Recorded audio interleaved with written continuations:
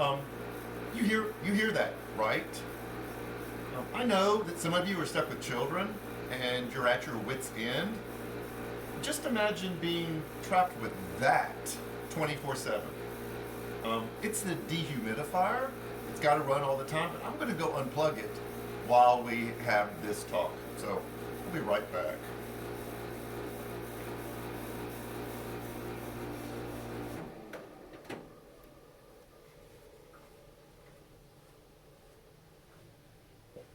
Okay, better, right?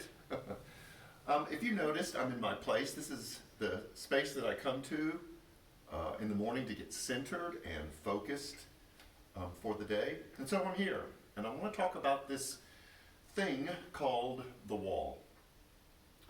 I never was a real distance runner. The longest distance I ever ran was about 11 miles. But when I used to run 10 Ks, which was 6.2 miles, about two-thirds or three-quarters of the way into it, you would hit a place in the race where you were just done.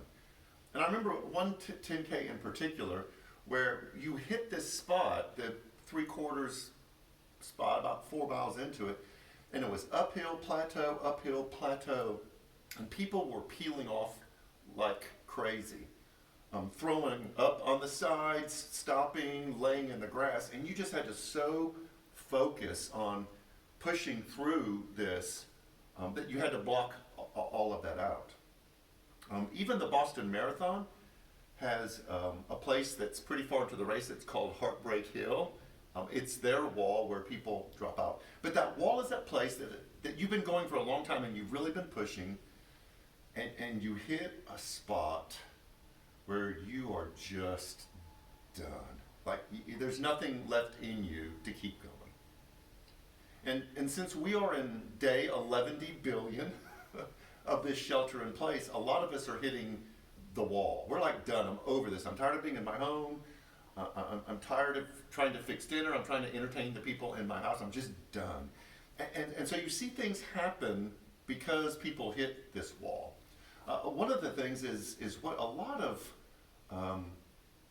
sociologists and psychologists call toxic positivity.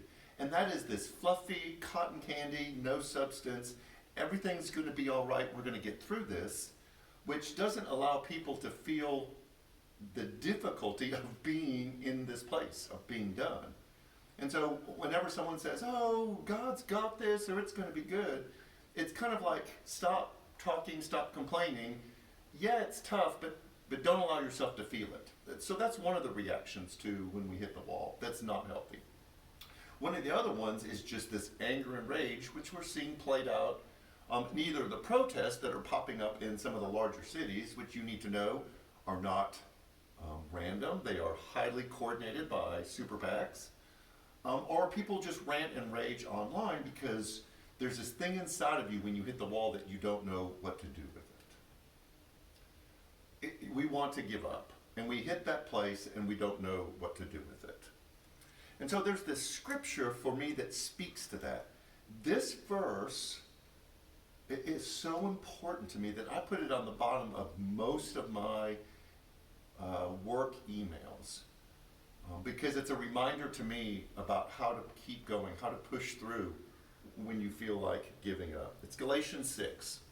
It's verse 9, and I'm going to read verse 10 too. But the writer says, let us not become weary in doing good, for at the proper time we will reap a harvest if we do not give up. Therefore, as we have the opportunity, let us do good to all people, especially to those who belong to the family of believers. So what the writer is saying is, there's going to be moments that we're going to all hit the wall. I'm done. I can't do this anymore. I'm going to go to toxic positivity. I'm going to rant and rave. There's this thing that's going to happen inside of me because I can't handle it anymore. And we know that feeling, and it's real. The writer talked about that. But this is also how we were encouraged. Don't give up. There's a greater good that's being done for all people. So the sacrifice that we're making, the things that we're having to do to protect other people, there is a greater purpose to it. And Viktor Frankl, who was in a concentration camp and wrote the book Man's Search for Meaning, says that if we can give purpose and meaning to our suffering, it will help us get through it. And if we can say to ourselves when we hit the wall, there's a greater good being done. Not so I can get to the other side and start buying stuff again and start eating out again, but I am making a sacrifice for the greater good, for all people. I can make it through the wall. I can keep going and not give up. So I know you're hitting the wall. I know you're done. I know you're tired. I know you're ready for this to be over, but know this.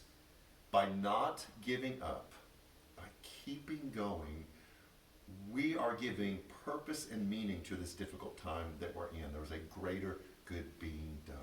So keep being wise, keep being careful, keep being smart. There will be another side to this. We won't have to do this forever.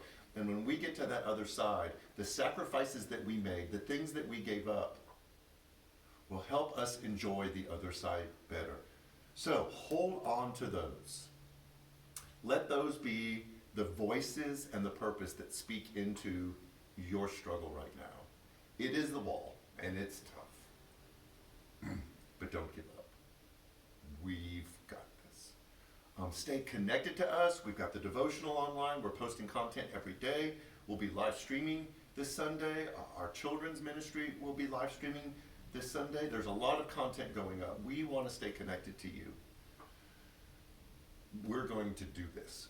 We've got it. So hang in there. Don't give up.